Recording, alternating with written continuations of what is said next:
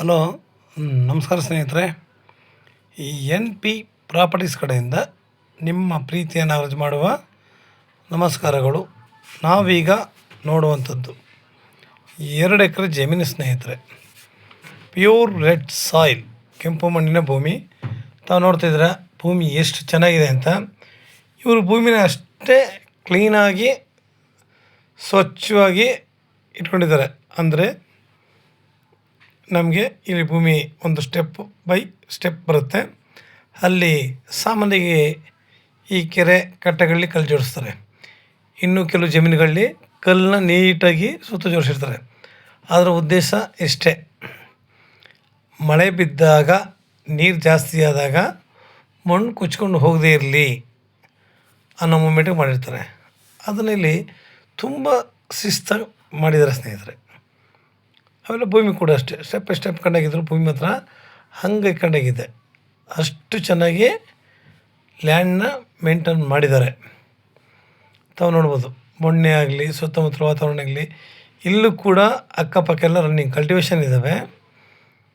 ಮನೆಗಳನ್ನ ತೋಟದಲ್ಲೇ ಕಟ್ಕೊಂಡು ವಾಸ ಮಾಡ್ಕೊಂಡಿದ್ದಾರೆ ಸ್ನೇಹಿತರೆ. ಇಲ್ಲಿ ಜಮೀನಲ್ಲೇ ಮನೆ ಕಟ್ಕೊಂಡು ವಾಸ ಮಾಡ್ಕೊಂಡಿದ್ದಾರೆ. ನಾವು ಕೂಡ ಇದನ್ನು ಒಂದು 5 ನೇಗ್ಲು ಓಡಿಸಿದ್ರೆ ಇದೆಲ್ಲ ಕ್ಲೀನ್ ಆಗುತ್ತೆ. ಇಲ್ಲಿ ಬೆಳೆದಿರೋಂಥ ದೊಡ್ಡ ಮರಗಳಾಗಲಿ ಯಾವುದೂ ಇಲ್ಲ, ಆಯಿತಾ. ಕ್ಲೀನಾಗಿ ಅಚ್ಚುಕಟ್ಟಾಗಿದೆ. 5 ನೇಗ್ಲು ಹೊಡೆದ್ರು ಸಾಕು ಆರಾಮಾಗಿ. ನೋಡಿ ಕಲ್ಲು ಹೆಂಗೆ ಜೋಡಿಸಿದ್ದಾರೆ ಅಂತಂದರೆ ಸ್ಟೆಪ್ ಬೈ ಸ್ಟೆಪ್ ಎಷ್ಟು ನೀಟಾಗಿ ಜೋಡಿಸಿದ್ದಾರೆ ಅಂತ ಅರ್ಥ ಮಾಡ್ಕೋಬೇಕು ನಾವು. ನೋಡಿ ಮೇಲೆ ಕೂಡ ಹಾಗೆ. ಭೂಮಿ ಮಾತ್ರ ಅಲ್ವಾ, ಭೂಮಿಲಿ ನಿಮಗೆ ಕಲ್ಲೇನೂ ಇಲ್ಲ. ಈ ಜೋಡಿಸ್ಕೊಂಡಿರೋದು ಇವರು ಇದನ್ನು ಲ್ಯಾಂಡ್ ಮಣ್ಣು ಹೋಗದೇ ಇರಲಿ ಅನ್ನೋ ಉದ್ದೇಶ ಅಷ್ಟೇ. ಸುಮಾರು ಕಡೆ ಅದನ್ನು ಆ ಥರ ಜೋಡಿಸ್ತಾರೆ. ಇರೋಕ್ಕಲ್ಲ, ವೇಸ್ಟ್ ಮಾಡೋಲ್ಲ, ಹೊರಗಡೆ ಬಿಸಾಕಲ್ಲ, ಅದರ ಉಪಯೋಗವನ್ನು ಪಡ್ಕೋತಾರೆ. ಕೆಲವು ಜನ ಅದನ್ನು ಮನೆಗಳಿಗೆ ಕಟ್ಕೊಳ್ಳೋಕ್ಕೆ ಉಪಯೋಗಿಸ್ಕೋತಾರೆ ಆ ಥರ. ಈಗ ಜಾಗ ಅಂತೂ ನಿಮಗೆ ಚಿಂದ ಕಾಣ್ತಾ ಇದೆ. ಇಲ್ಲಿ ಕಲ್ಲುಗಳೇನು ಜಾಸ್ತಿ ಇಲ್ಲ, ಒಳ್ಳೆ ಜಾಗ. ನಾವು ಇಲ್ಲಿ ಒಂದು ಬೋರ್ ಹಾಕ್ಸ್ಕೊಂಡು ಆರಾಮಾಗಿ ಒಂದು ಫಾರ್ಮ್ ಹೌಸ್ ಮಾಡ್ಕೊಂಡು ಇಲ್ಲಿ ಅಚ್ಚುಕಟ್ಟಾಗಿರ್ಬೋದು ಸ್ನೇಹಿತರೆ. ಇದು ವಿಲೇಜಿಂದ ನಮಗೆ 1 ಕಿಲೋಮೀಟ್ರ್ ಮೆಟ್ಲಿಂಗ್ ರೋಡ್ ಆಗುತ್ತೆ. 1 ಕಿಲೋಮೀಟ್ರ್ ಮೆಟ್ಲಿಂಗ್ ರೋಡ್ ಆಗುತ್ತೆ. ನಾನು ಹೇಳೋದು ಇಷ್ಟೇ, ಒಳಗಡೆಗಾಯಿತು, ತುಂಬ ಒಳಗಡೆಗೋಯ್ತು. ನಾವು ಇವತ್ತು ಈ ರೇಟ್ಗಳಿಗೆ ನಿಜವಾಗ್ಲೂ ಹೇಳ್ತೀನಿ, ಎಲ್ಲೂ ಕೂಡ ಲ್ಯಾಂಡ್ ಸಿಗೋಲ್ಲ. ಇವರು ಇದನ್ನು 20 ಲಕ್ಷ ಹೇಳ್ತಾ ಇದ್ದಾರೆ, 20 lakhs. ಅಂದರೆ ಇದು ನಿಮಗೆ 2 ಎಕರೆ ಇದೆ ಸ್ನೇಹಿತರೆ. 20 ಲಕ್ಷಕ್ಕೆ ನಮ್ಗೆ ಎಲ್ಲೂ ಕೂಡ ಭೂಮಿ ಇವತ್ತಿಗೆ ಸಿಗಲ್ಲ. ನೀವು ಸುತ್ತ ಅಬ್ಸರ್ವ್ ಮಾಡಿದಾಗ ಗೊತ್ತಾಗುತ್ತೆ, ಜಮೀನುಗಳನ್ನ ಮನೆಗಳು ಕಟ್ಕೊಂಡು ವಾಸ ಇದ್ದಾರೆ. ಇದು ಬೆಂಗಳೂರಿಗೆ 165 ಕಿಲೋಮೀಟ್ರ್ ಆಗುತ್ತೆ. ಬೆಂಗಳೂರಿಗೆ 165 ಆಗುತ್ತೆ. ಮೈಸೂರಿಗೆ 105 ಕಿಲೋಮೀಟ್ರ್ ಆಗುತ್ತೆ. ಲೇಬರ್ಗಳಿಗೂ ಯೋಚನೆ ಇಲ್ಲ, ಯಾಕೆಂದರೆ ವಿಲೇಜಿಂದ ಇಲ್ಲಿ ಅಕ್ಕಪಕ್ಕ ಎಲ್ಲ ಕಲ್ಟಿವೇಷನ್ ಮಾಡಿದ್ದಾರೆ, ಒಳ್ಳೊಳ್ಳೆ ತೋಟಗಳು ಮಾಡಿದ್ದಾರೆ. ಪ್ರತಿಯೊಂದು ಕೂಡ ಶಿಸ್ತಾಗಿದೆ ಸ್ನೇಹಿತರೆ. ನಮಗೆ ಇಲ್ಲಿ ವರ್ಕ್ ಕಡಿಮೆ. ಈ ಥರ ಜಾಗಗಳಲ್ಲಿ ನಿಜವಾಗ್ಲೂ ಹೇಳ್ತೀನಿ, ಹಸು ಸಾಗಾಣಿಕೆನೋ, ಕುರಿ ಸಾಗಾಣಿಕೆನೋ, ಕೋಳಿನೋ, ಜೇನು ಸಾಗಾಣಿಕೆ ನೋಡಿ ಒಂದಲ್ಲ ಒಂದು ಮಾಡಲಿಕ್ಕೆ ತುಂಬ ಅದ್ಭುತವಾಗಿದೆ. ಅದ್ರ ಮಧ್ಯದಲ್ಲಿ ನಾವು ಸಾವಯವ ಕೃಷಿ ಮಾಡಿಕೊಂಡ್ರೆ ಇನ್ನೂ ಚಿನ್ನ ಇದ್ದಂಗೆ ಇರುತ್ತೆ ಲ್ಯಾಂಡ್ಗಳು. ಯಾವತ್ತು ನಾವು ಏನು ವರ್ಕ್ ಮಾಡ್ತೀವಿ, ಹೇಗೆ ವರ್ಕ್ ಮಾಡ್ತೀವಿ ಅನ್ನೋದು ಮುಖ್ಯ ಹೊರತು ಲ್ಯಾಂಡ್ ಹೆಂಗಿದೆ ಏನಾಗುತ್ತೆ ಅನ್ನೋದಲ್ಲ. ನೀರಾವರಿ ಅಷ್ಟೇ ಶಿಸ್ತಾಗಿದೆ. ಬೋರ್ ಹಾಕ್ಕೊಡ್ರೆಲ್ಲ ಒಳ್ಳೆ ನೀರಾವರಿ ಸಿಗುತ್ತೆ. ನಮಗೆ ಬೇಕಾಗಿರೋದು ಒಳ್ಳೆ ನೀರಾವರಿ. ಇಲ್ಲಿ ನಮಗೆ ಯಾವುದೇ ರೀತಿಯ ಪೊಲ್ಯೂಷನ್ ಕೂಡ ಇಲ್ಲ. ಸುಮಾರು ಕಡೆ ಎಲ್ಲ ಗಾಡಿಗಳು ಹೆವಿ ಓಡಾಡಿ ಪೊಲ್ಯೂಷನ್ ಜಾಸ್ತಿ ಹದಗೆಟ್ಟಿದ್ದಾವೆ. ಇಲ್ಲಿ ಪೊಲ್ಯೂಷನ್ ಕೂಡ ಇಲ್ಲ ಸ್ನೇಹಿತರೆ. ಇವತ್ತು ಮನುಷ್ಯನ ಆರೋಗ್ಯ ಕೂಡ ಅಷ್ಟೇ. ಎಷ್ಟೋ ಜನಗಳಿಗೆ ಈ ಪೊಲ್ಯೂಷನಿಂದ ಆರೋಗ್ಯಗಳಾಗಿದೆ. ನಾವು ಊಟ ಮಾಡೋ ಆಹಾರದಿಂದಲೂ ಅಷ್ಟೇ, ನಾವು ಬಳಸುವಂತಹ ಎಣ್ಣೆ ಆಗಲಿ ಪದಾರ್ಥಗಳಾಗಲಿ ಎಲ್ಲ ಕೆಮಿಕಲ್ಸ್ ಆಗಿ ಬೆಳೆದಿರೋದ್ರಿಂದ ನೋಡಿ ಎಷ್ಟು ಚೆನ್ನಾಗಿದೆ ಭೂಮಿ. ಎಲ್ಲ ಪ್ರತಿಯೊಂದು ಕೂಡ ಹಾಳಾಗ್ತಿದ್ದಾವೆ. ನಾವು ಅದರಿಂದ ಹೊರಬರಬೇಕು ಅಂತಂದರೆ ನಾವು ಈ ಥರ ಭೂಮಿಗಳಲ್ಲಿ ನಾವು ಸಾವಯವ ಕೃಷಿನೋ ಇಲ್ಲ ಮಿಶ್ರ ಬೆಳೆಗಳನ್ನೋ ಒಳ್ಳೆ ತೋಟನೋ ಪ್ರತಿಯೊಂದನ್ನು ಕೂಡ ಮಾಡಬೇಕು. ತಗೊಂಡು ಬರೀ ಲ್ಯಾಂಡ್ ಖಾಲಿ ಬಿಟ್ಬಿಟ್ಟ ತಕ್ಷಣ ಅದು ಒಳ್ಳೆಯದಲ್ಲ. ನಮಗೆ ಬೇಕಾಗಿರುವ ರೀತಿ ಅಡಿಕೆ, ತೆಂಗು, ಮಾವು, ಬಾಳೆ, ನೇರಳೆ, ನಮ್ಮ ಆರೋಗ್ಯಕ್ಕೆ ಹಿತಕರವಾಗಿರುವಂತಹ ಹಣ್ಣಿನ ಗಿಡಗಳನ್ನ ಈ ಥರ ನಾನಾ ರೀತಿಯ ಗಿಡಗಳನ್ನೆಲ್ಲ ಹಾಕಬೇಕು. ನಾವು ಸಾಮಾನ್ಯವಾಗಿ ಹೇಳೋದಿಷ್ಟೇ, ಈ ತೆಂಗಿನ ಸಸಿಗಳನ್ನ ನಾವು ನಾಟಿ ಹಾಕ್ಕೊಂಡ್ರೆ ವಾಸಿ.